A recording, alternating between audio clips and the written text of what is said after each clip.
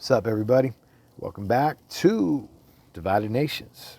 Doing a little bit of barbecue over here, you know what I'm saying? Got some veggies, barbecue chicken breast, a little something, something.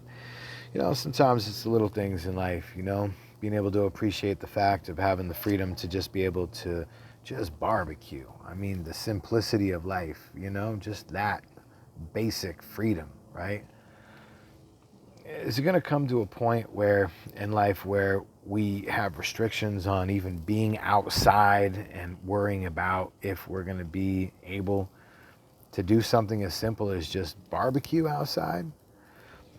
I've actually heard about stories in the past going back to towards the Bush and the Obama administration where people were cited for barbecuing on no burn days. For those of you that are not familiar with law in America, the no burn days in different states, cities, is where the city says you can't burn fires outside. Right? They're really talking about like actually having a fire, but what they're saying is that even sometimes barbecuing would consist of no burn days, which doesn't really make much sense to me. Oh, global warming. So you people who are barbecuing are eating up all the air out here, and it's crazy, man. So I just watched for the first time again in 8 years Obama's 2016. Love him, hate him, you don't know him. Dinesh D'Souza made a fantastic documentary back in 2012. I had to watch it again to kind of refresh my memory. If for those of you that haven't seen it, I would highly recommend seeing that documentary just for the simple fact that it will kind of show you where socialism started in America on a platform that became more popular than ever before, starting in Obama's second term back in 2012. 2012 to 2016, massive changes. So definitely get that documentary. You can probably get it on demand online. For me personally, I wanted a copy of it as far as the DVD just because I wanted to have it in my collection so that, if I'm having a conversation with somebody about it and I want to say, hey, here it is, you can borrow a copy of it, take a look and you'll understand what I'm saying, whatever. Like I've got that copy on demand just to have. So I wanted to say, besides that, when we look at why socialism has gotten so popular nowadays, you can see that it really all started with Obama. And to now, you can see this push from the radical left that has tried to implement a lot of policies, free healthcare, free college.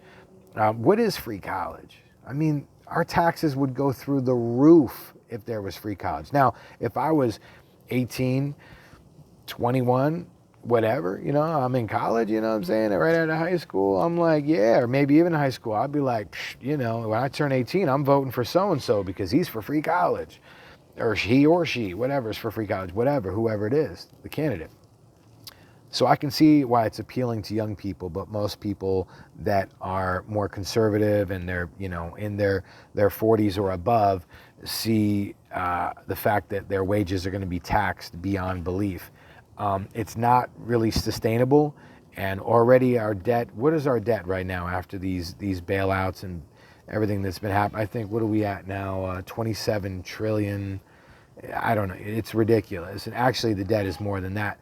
But, we can't be in a situation where we just continue to say yes, yes, yes. There has to be a point where our government says, no, we can't do that. We need to balance the budget and we need to not overspend as a nation. And apparently our government has an unlimited credit card and this thing called the Federal Reserve that just prints money and charges our government interest on. Been going on since 1913. And how is it that a private banking cartel that's called the Federal Reserve, that's not federal, okay, it's not a government institution, it's a private banking cartel, but somehow is able to print money, print paper, but then charge the value of what's printed on that paper and charge us interest on? I mean, think about how ludicrous that is. That's insane. We have been a slave to the Federal Reserve for 107 years. The fact remains is that as long as that is going on, we will always be slaves to that. How are we ever going to get out of debt as a nation? How is that ever going to happen? That's the question I leave to you. Please be sure to leave your comments below and like and share these videos, and hit that bell notification to be notified of other videos. I do at least a couple or a few videos a week, depending on what's happening. So appreciate y'all for tuning in. Check you all in the next one.